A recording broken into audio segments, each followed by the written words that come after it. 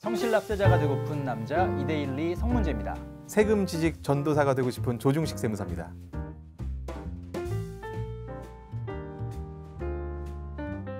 텍스터디 9번째 시간입니다. 지난 4월부터죠. 이 대통령 직속 재정개혁특별위원회가 출범하고 나서부터 관심을 끌었던 이 보유세 개편, 그 중에서도 종합부동산세 인상에 대한 정부안이 확정되고 이제 발표가 된 상황인데, 이 종부세에 대해서 오늘은 이야기를 나눠보겠습니다.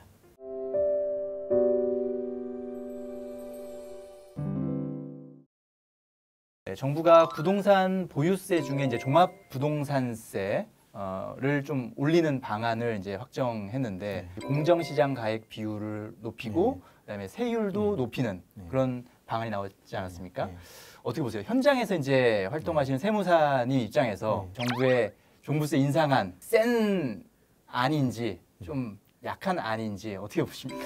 그 재정개혁 특위에서 처음에 권고안으로 나왔던 것보다는 조금 더 세지지 않았나 싶긴 한데, 이제 그런 얘기를 많이 하죠. 가만히 1, 2년 버티면 억대로 올라가는데 그거 조금 낸다고 집을 팔겠냐 뭐 이런 얘기를 하는 사람도 있긴 한데 모르겠어요. 네. 이제 시뮬레이션을 하기에 따라서 좀 집을 많이 가지고 있는 사람, 뭐 몇십억 이렇게 공시가격 합계 기준으로 그런 사람은 1년 종부세가 뭐 한 1,000만 원 이상, 1,700만 원 이렇게 올라가는 경우도 있다고 하니까.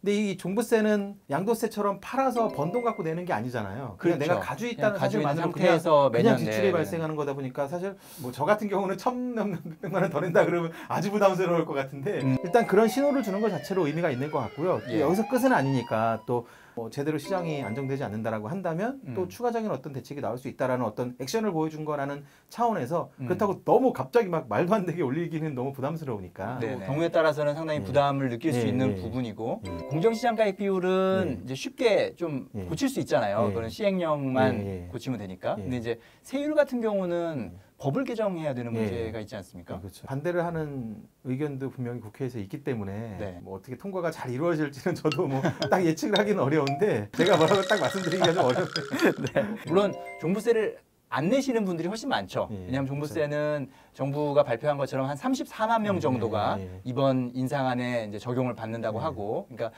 우리나라 국민이 뭐 5천만 명이라고 치면 1%도 안 되는 사람들에게 이제 해당되는 뉴스이긴 한데, 앞으로 보유세는 계속 좀 올라갈 것 같잖아요. 공시 가격이 뭐 현실화 된다고 하니까. 그런 차원에서 앞으로 이제 보유세를 좀 어떻게 하면 좀 잘 관리할 수 있을까? 일단은 그 재산세랑 종부세 두 가지로 나뉘는데, 재산세를 안 내는 길은, 줄이는 길은 그냥 안 사는 것밖에 없거든요, 사실상. 그렇죠. 있는 걸 팔던지 아니면 안 사던지. 그렇기 때문에 재산세 내기 싫어, 뭘 안 산다, 이거는 사실 좀 이렇게 바람직한 것 같지는 않고, 정말 그거는 뭐 부부 공동명 이런 건 상관없나요? 공동명의라고 해서 재산세가 줄어들지가 않아요. 그러니까 각각 세금을 나눠내지만 결국 합한 금액은 단독 명의로 내는 동일한가요? 거랑 동일합니다. 재산세라는 게 진짜 방법이 없는 거네요. 그냥 동일하네요, 사면 그거는 내가 필수적으로 뭐 내야 되는 돈이다라고 그냥 생각을 받아들이시는 게 오히려 속편한 부분이고요. 그렇죠. 재산세를 내는 거에 그냥 뭐 자부심을 느끼면서 나는 그래도 부동산을 가진 사람이다. 내가 이만큼 가지면 이런 지출이 발생한다. 예산 계획도 그렇게 미리 좀 감안하셔가지고 세우시고.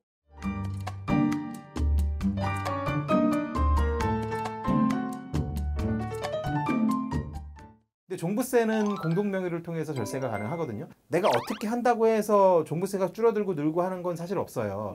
금액은 공시가격 국가에서 발표하는 거고. 그렇죠. 경우에 따라서 공시가격이 되게 부당하다. 이거는 그렇게 나올 동네가 아닌데 너무 비싸게 나온 거 아니야? 그럼 이의신청 같은 걸 통해서 낮출 수 있는 여지는 있습니다. 그러면 뭐 절세랑 연결이 될 수는 있겠죠. 근데 그건 좀 예외적인 상황이고, 일단 샀다면 뭐 종합부동산세 대상이라면 내야 되는 건 뭐 어쩔 수 없는 건데, 그나마 우리 말씀하신 대로 공동명의를 했을 때 종부세는 확실히 줄일 수 있는 여지가 공동명의라면 있거든요. 왜 그러면 어떤 메커니즘 때문에 좀 줄어드는 건가요? 일단은 종부세를 내는 대상 자체가 기준 금액이 있잖아요. 주택은 뭐 6억 원 이렇게. 그러니까 혼자서 10억짜리 집을 가지고 있으면 6억이 넘기 때문에 세금을 내지만, 공시가 기준으로만 10억짜리다. 그러면 6억 초과분 4억에 대해서 뭐 곱하기 뭐 어떻게 해서 이제 세금이 부과되는데, 물론 뭐 이제 1주택자면은 뭐 좀 더 이렇게 금액을 높여주는 건 있지만, 단순하게 말씀드렸을 때. 그런데 그거를 부부 공동명의로 가지고 있으면 각각 5억짜리 집을 가지고 있는 걸로 취급이 되는 거거든요. 남편 10억짜리 5억, 집을 5대 5. 부인 5억. 그럼 둘 다 기준에 안 맞는 거예요. 넘지 않는 거예요. 그럼 안 내게 되는 아예 안 거네요? 내는 거죠. 그렇기 똑같은 때문에, 공시가 예. 10억이 집이라도 예. 어떻게 그러니까 소유하고 있느냐에 따라서 똑같은 낼 수도 10억짜리 있고 안 낼 수도 있고. 아파트 501호, 502호가 똑같은 집인데 이 집은 단독명의, 이 집은 공동명의. 이 집이 더 부자, 이게 아니거든요. 그러네요. 더 비싼 집을 가지고 있는 게 아닌데도 그쵸. 그렇게 보유하는 방식을 달리하면 세금을 안 낼 수도 있는 부분도 있고요. 그리고 뭐 어쨌든 간에 뭐 집이 뭐 무슨 30억짜리다. 그러면 15억 어차피 넘어요. 네, 그렇죠. 넘지만 그렇게 넘어서 결국은 내는 상황이라고 해도 종부세도 누진세율 구조다 보니까 예. 금액이 클수록 적용되는 세율이 높아지는 부분이 있어요. 그러다 보니까 어쨌든 쪼개면 높은 세율을 적용받을 수 있는 금액 자체가 떨어지는 거예요. 그러네요. 그래서 어쨌든 간에 절세를 할 수 있다라는 부분이 남편과 부인 예. 둘이 쪼개는 거랑 예. 남편과 부인과 아들 3분의 1씩 쪼갠다. 그러면 많이 어떡할까요? 쪼갤수록 어쨌든 좋죠.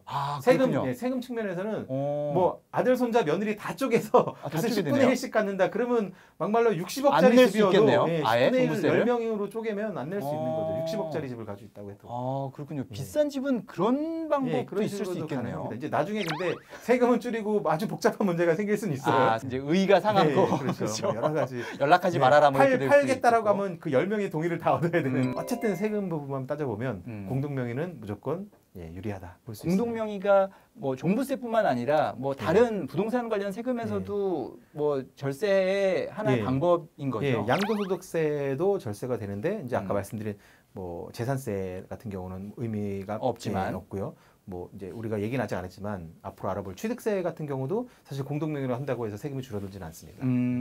그러면 공동명의 했을 때는 종부세와 양도소득세에서 좀 절세 효과를 볼 수 있다. 예, 그렇습니다.